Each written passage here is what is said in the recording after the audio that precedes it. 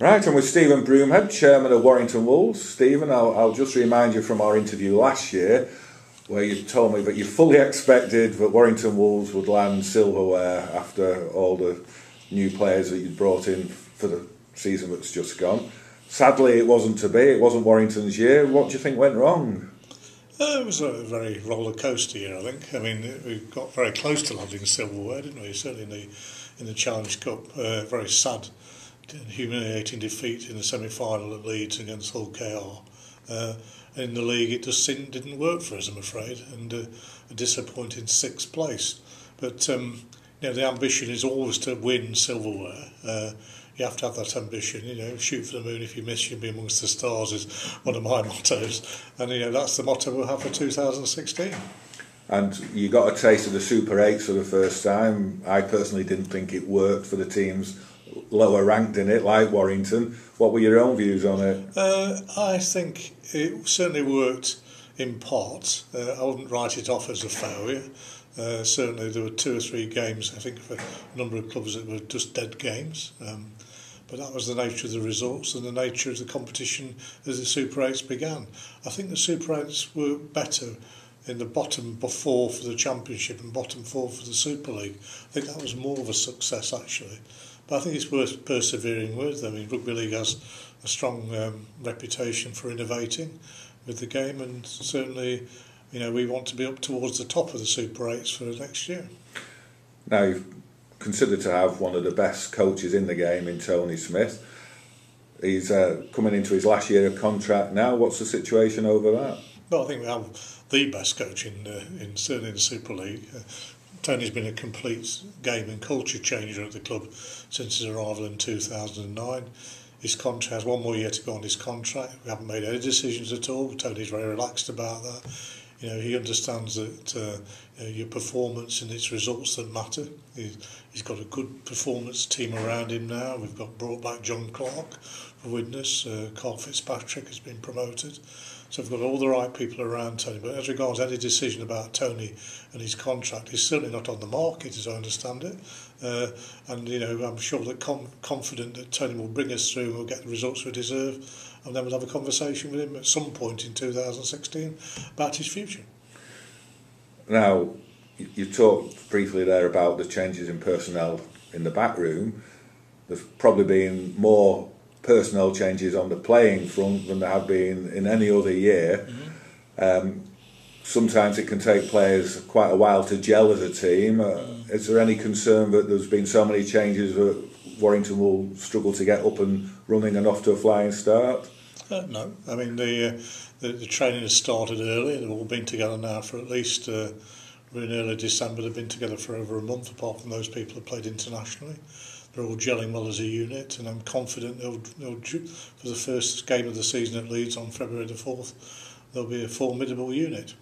The last signing to be announced was a Ryan Bailey one. That came as a bit of a googly and a bit of a shock to everybody connected to supporters in particular.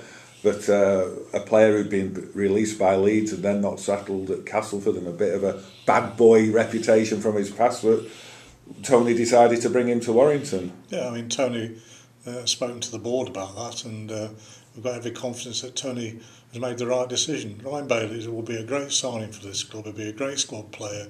He's played for Great Britain, lifted the Championship 6 times when he was at Leeds. He had a lot more to our squad. Last year, people criticised us, Gary, not having enough biff and bash.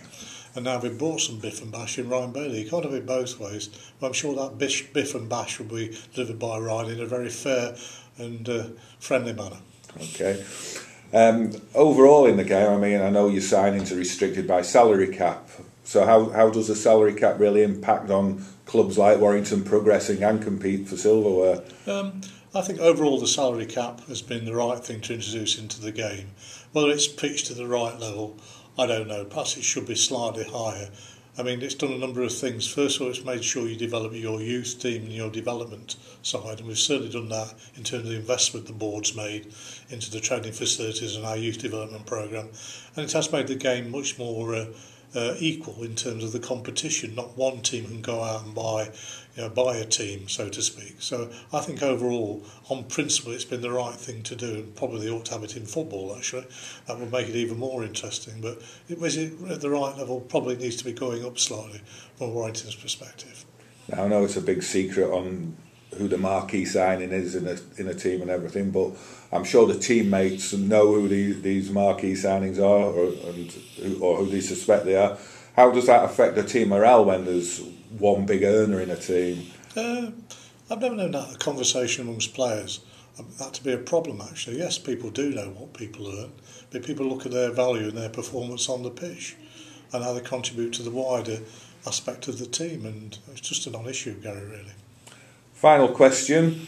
You had a new chief executive arrive last season in the shape of Roger Draper. How do you feel he's settled in, and what do you think about the changes he's implemented, particularly perhaps around some of the culture of the club?